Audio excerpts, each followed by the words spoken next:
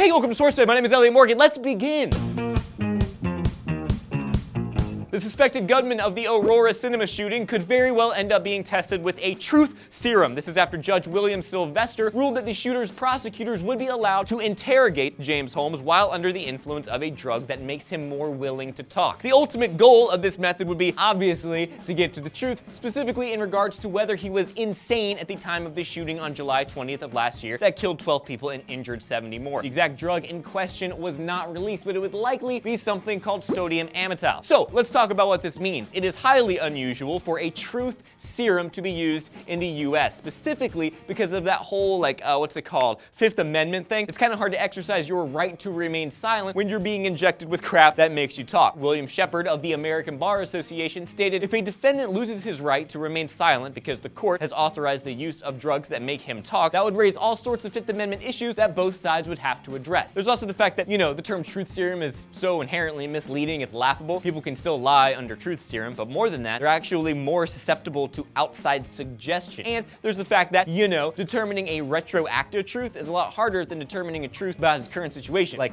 hey, are you insane right now? Is a lot easier to answer than like, hey, were you insane way back then? So those are the criticisms. Here is my opinion, which, fun fact, is of no more or less value than yours. I have different opinions on different things because my head spot and my heart spot produce contrary beliefs on a daily basis, and my head says, hold on, fairness, guilty until proven innocent, the slippery slope of a justice system steeped in vengeance is a terrifying prospect, and even the monsters of the world deserve to make a case for themselves. But then my heart creeps in and I feel a detached empathy for this man's victims, their families, and the horror this man caused. And for a moment, I feel human. But I take that humanity and I take that empathy, and all of it gets processed through this weird internal meat grinder that gets bloodthirsty, hateful, and says, you can inject that guy with gasoline for all I care. And somewhere along the way, my belief in the sanctity of life takes a backseat to my desire to see this guy hanged publicly. But at that point, I've lost my prioritization of life, and life is what he so ruthlessly took. So the affirmation of life is what we need in this world more than a guilty verdict. So in conclusion, I believe that this man should probably not be injected with truth serum because it could cause an unfair trial. But I don't have to like that I don't believe that this man should be injected with truth serum because it could cause an unfair trial. So there you go.